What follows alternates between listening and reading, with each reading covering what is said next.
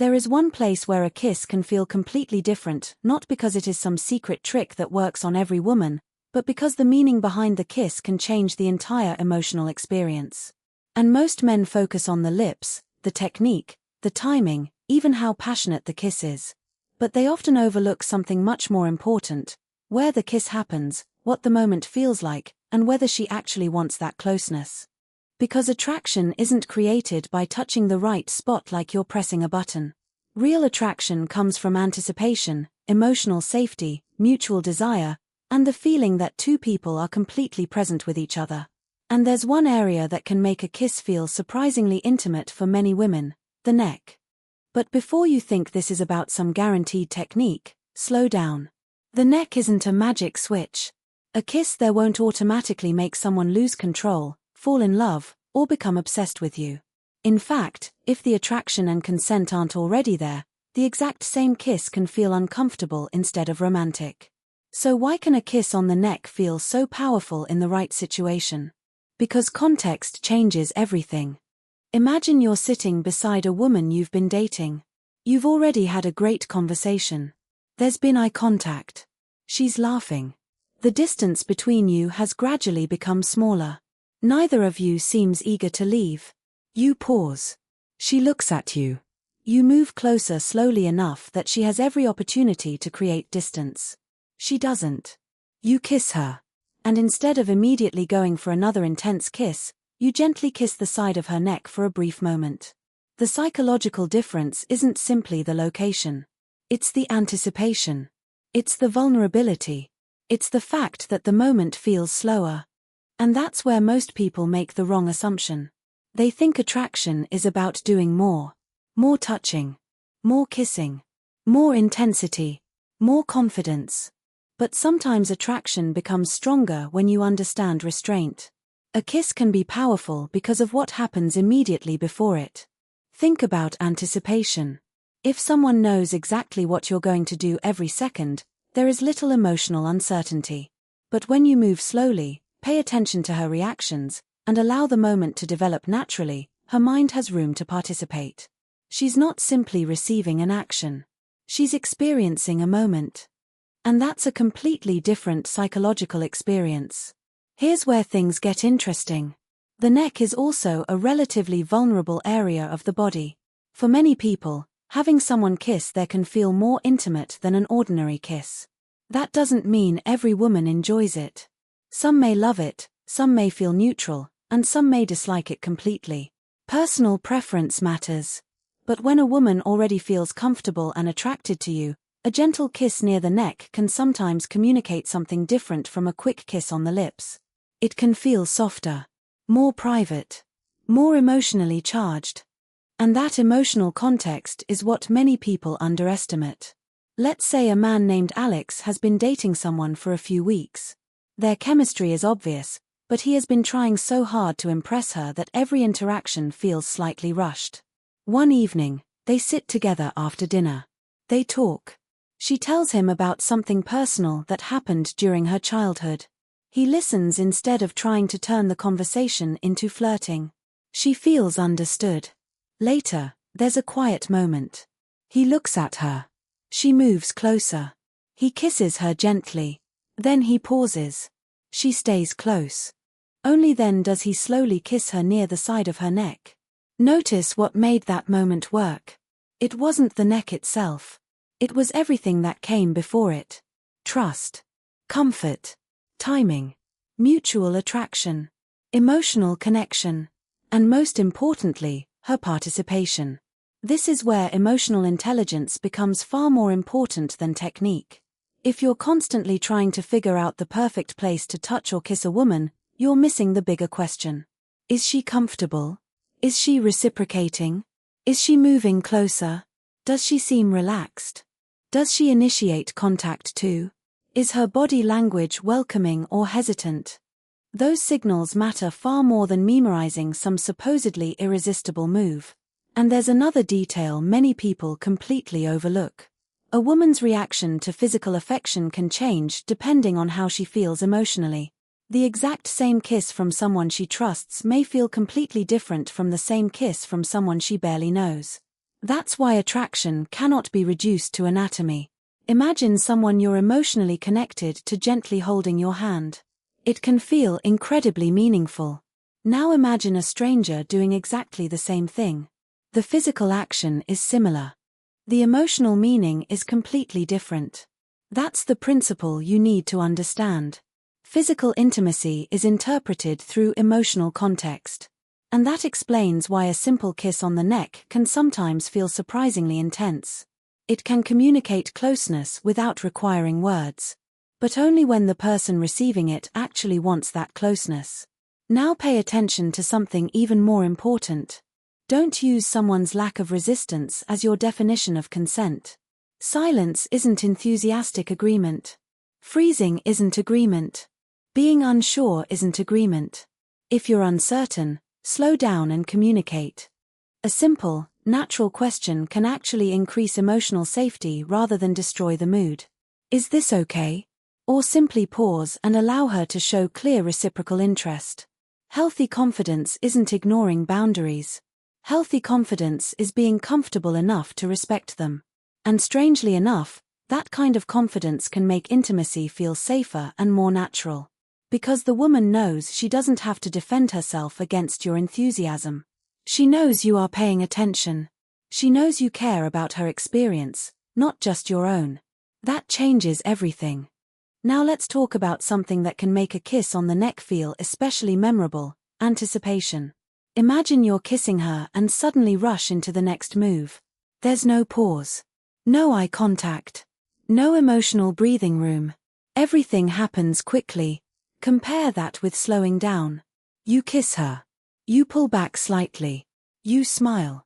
You make eye contact. She smiles back. You wait. Then, if the moment clearly remains mutual, you move closer again. That small pause can create emotional tension.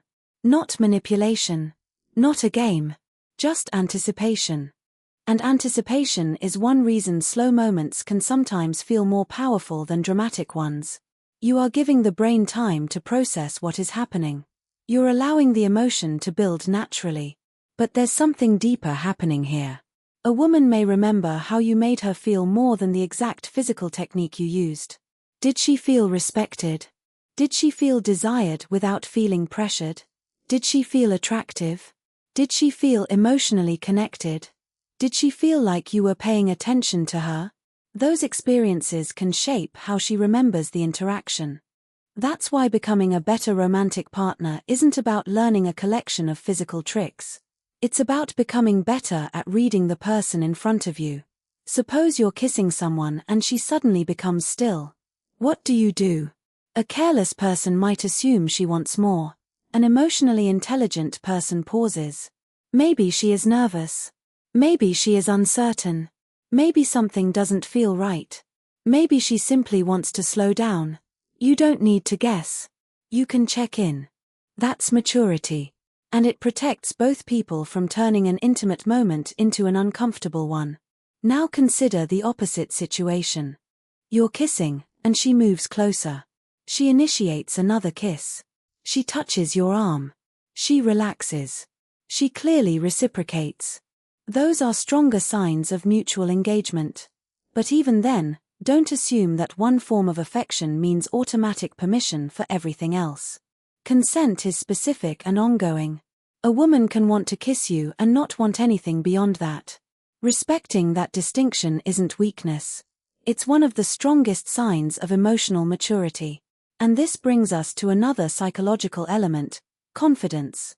Many men think confidence means being aggressive. It doesn't. Real confidence is calm. You don't rush because you're afraid the moment will disappear. You don't force physical contact because you're afraid she'll lose interest. You don't treat every interaction like a test you need to pass. You are present. You pay attention. You allow her to participate. And you understand that attraction is something two people create together. Here's a realistic example.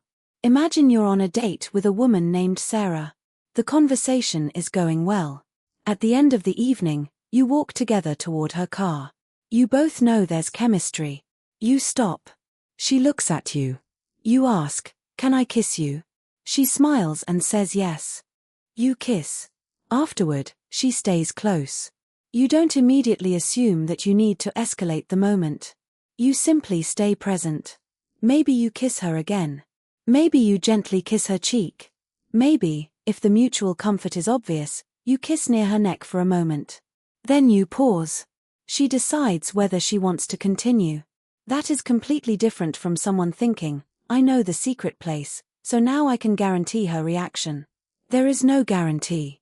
And that's actually good news. Because genuine attraction doesn't need a guarantee. It needs compatibility. It needs choice. It needs mutual desire. It needs trust. Now, there is another reason the neck can feel intimate for some people. It's close to the face, but different from the face. You're entering a more personal physical space without necessarily making the moment aggressively sexual.